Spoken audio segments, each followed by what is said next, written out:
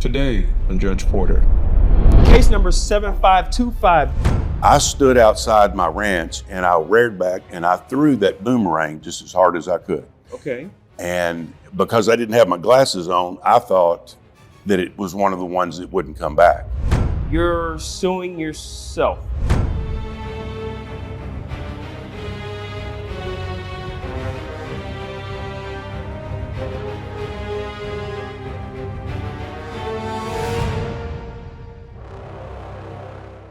All rise. The Honorable Judge Porter is presiding. Court is now in session.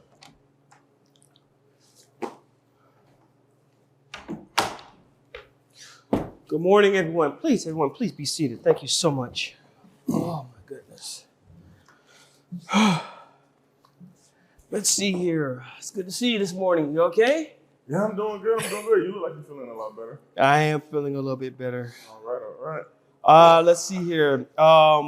Case number 7525, Jack Hogan versus Jack Hogan Incorporated. Oh, boy, this ought to be good. Mr. Hogan, can you please come to the podium? Is there a representative from Jack Hogan Incorporated here? I'm Jack Hogan. So you're suing yourself? Yes, sir. A bit unusual, I understand, Judge.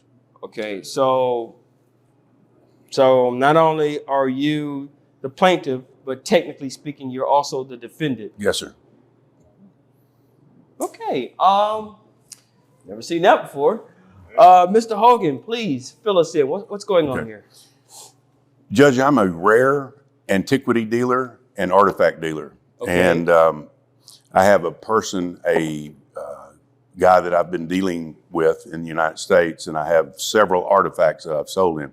I had an opportunity when I was in Australia to buy a boomerang, and I purchased this boomerang from the Aborigine tribe in the western outback of Australia, and I brought it home with me. I live in a ranch out west, and it had occurred to me, because I bought a couple of these boomerangs before, that it might not have the camber on it. And that camber means that the flight, when you throw a boomerang, it will catch a certain amount of air and then turn and then come back. Some of them don't do that and they just drop. So I stood outside my ranch and I reared back and I threw that boomerang just as hard as I could. Okay. And because I didn't have my glasses on, I thought that it was one of the ones that wouldn't come back and it would just drop. So I turned around, and when I turned around, I hear, and the next thing I know, I'm picking myself up off the ground. Wow, that's one heck of a boomerang. It was, and it nailed me pretty good. How far did it travel? Do you know? Judge, I have no idea how far I threw that. I used to play baseball, so I've got a pretty good arm, and I threw it as hard as I could. So it went out there a long ways, and just because of the lighting and the clouds, I lost track of it. But it went out there and it turned around and came back and caught me pretty good. Okay.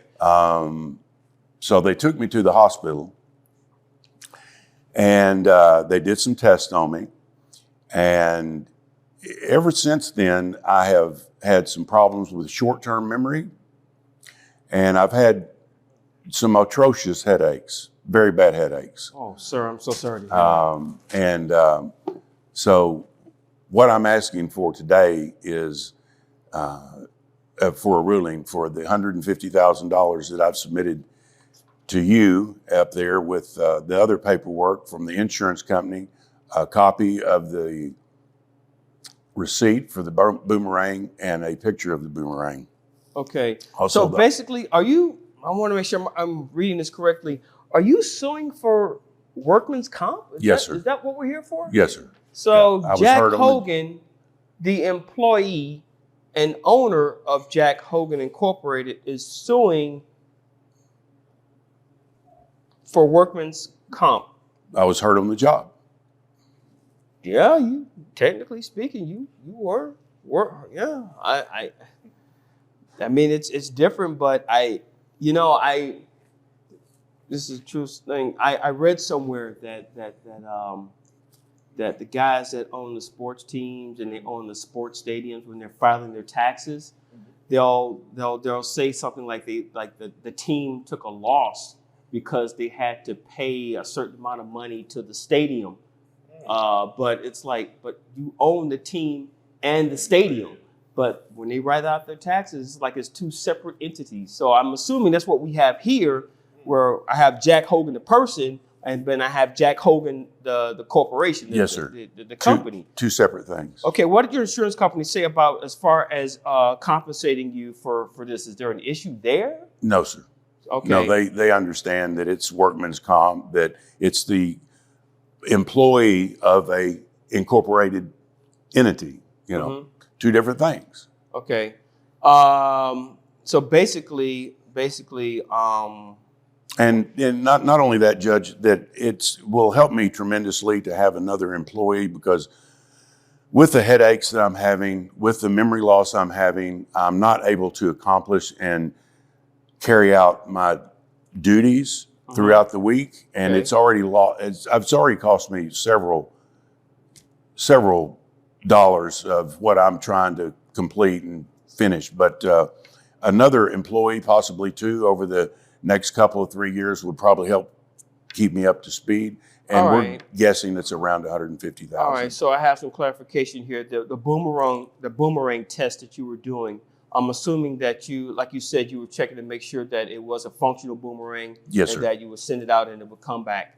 And I'm assuming that being an equity dealer, that you were probably going to sell that in the future if you came across a client or something like that? I already had it sold. Oh, you already had it sold. I had it sold. Okay.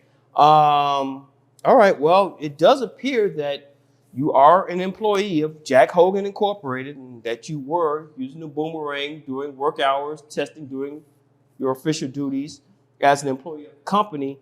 I have no choice but to rule in your favor. Thank you. If there is an issue, I guess the insurance company can get in contact with the courts as far as how we came up to this ruling. But yeah, I'm ruling in your favor. Thank you. This case is adjourned. Okay.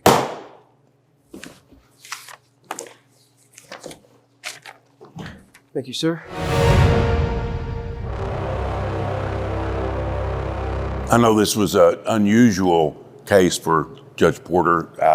I've never seen or heard anything like this either, but the ruling, I think, was fair, and it will help me with my workers' comp, and it will help me with another employee completing my task and carrying on my company, of which I'm very proud about. So I didn't know how Judge Porter was going to rule, but I think he made a good ruling in this decision.